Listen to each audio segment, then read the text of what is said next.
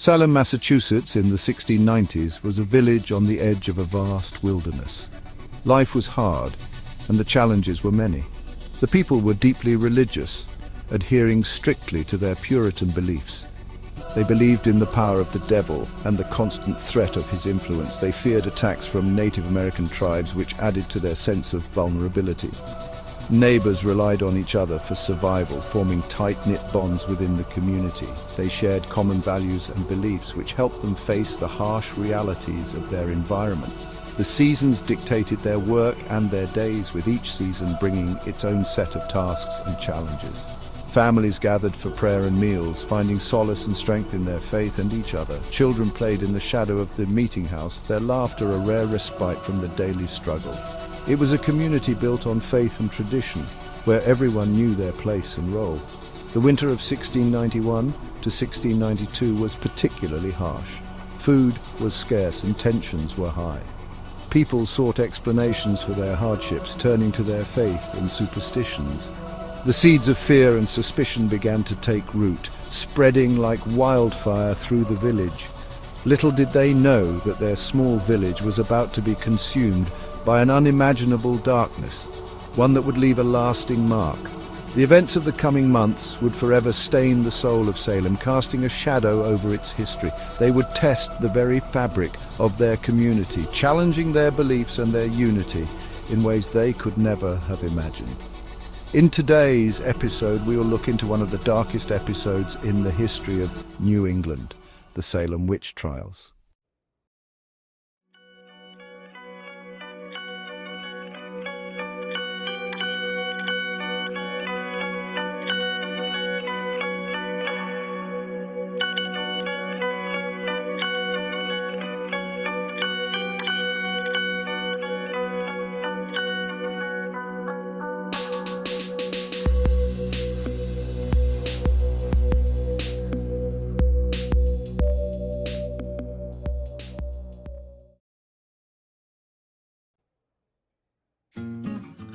In the winter of 1692, a group of young girls in Salem village began to exhibit strange behaviors. They suffered fits. They screamed uncontrollably. They contorted their bodies in unnatural positions. Their families were baffled. Doctors could find no medical explanation for their ailments. Some suggested that the girls were bewitched. Suspicion fell upon Tituba, a slave owned by Reverend Samuel Parris. Tituba had told the girls stories of voodoo and witchcraft. She had even tried some folk remedies to alleviate their symptoms. Two other women, Sarah Good and Sarah Osborne, were also accused. They were both social outcasts. Good was a beggar known for her sharp tongue. Osborne was an elderly woman who rarely attended church. These accusations marked the beginning of the Salem witch hunt. They unleashed a torrent of fear and paranoia that would engulf the entire community. The accusations of witchcraft spread like wildfire through Salem village, igniting fear and paranoia among its residents. Fueled by fear, suspicion, and religious fervor, the community descended into a state of mass hysteria. The once peaceful village was now a hotbed of anxiety and distrust. More and more people, mostly women, were accused of being witches. These accusations often stemmed from personal vendettas or simple misunderstandings. The accusers, known as the afflicted girls, claimed to see the spirits of the accused tormenting them. Their dramatic fits and convulsions added fuel to the fire. They would writhe in pain, bark like dogs, and cry out in voices not their own. These bizarre behaviors were seen as undeniable proof of witchcraft. The accused were often social outcasts, those who were different or those who simply had made enemies. Their oddities or disagreements with neighbors made them easy targets. They were subjected to humiliating physical examinations, looking for marks that might indicate a pact with the devil. These invasive searches were both degrading and painful.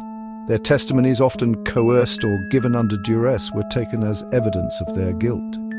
Many confessed to crimes they did not commit, hoping to save themselves from harsher punishment.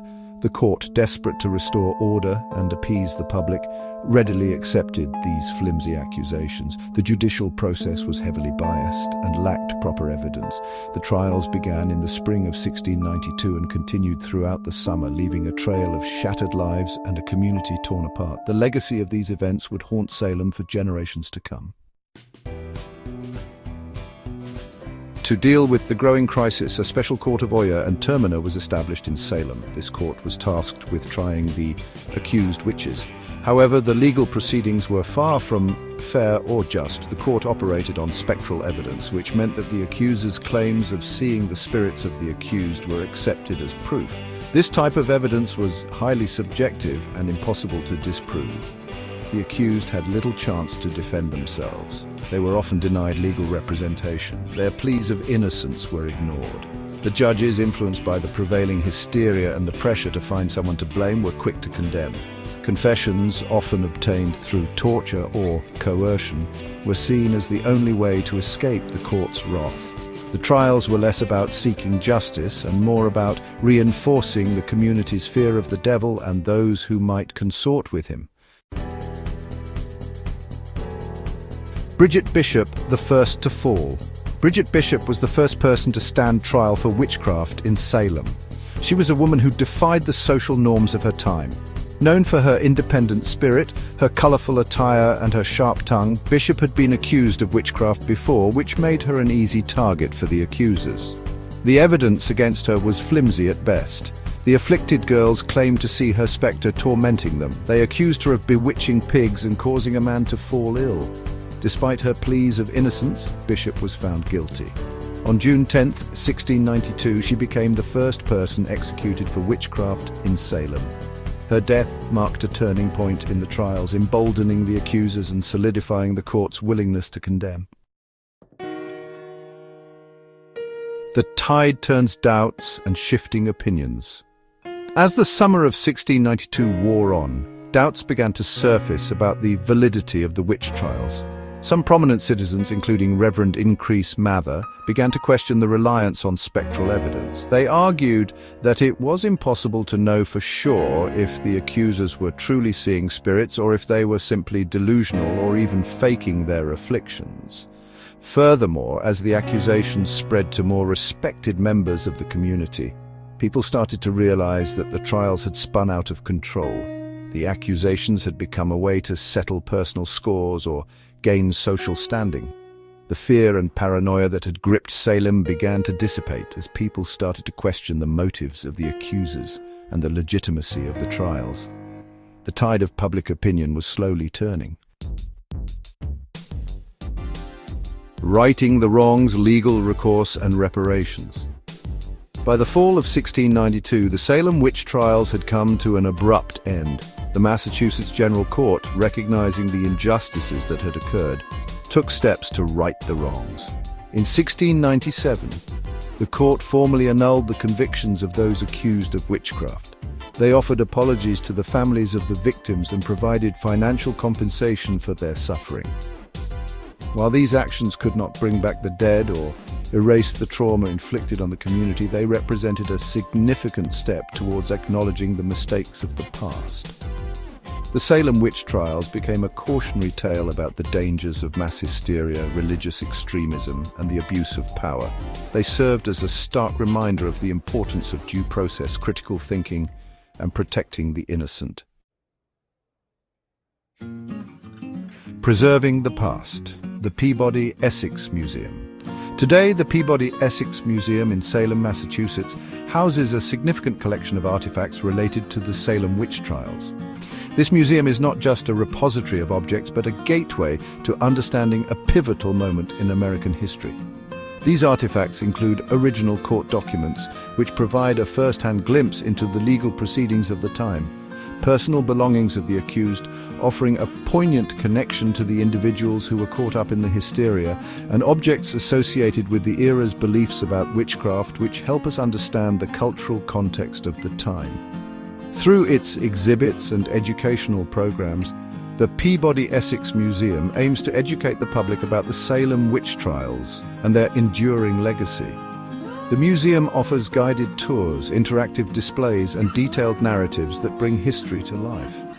By preserving these artifacts and sharing the stories of the accused, the museum encourages visitors to reflect on the dangers of intolerance and the importance of justice and human rights. It prompts us to consider how far we've come and how far we still have to go.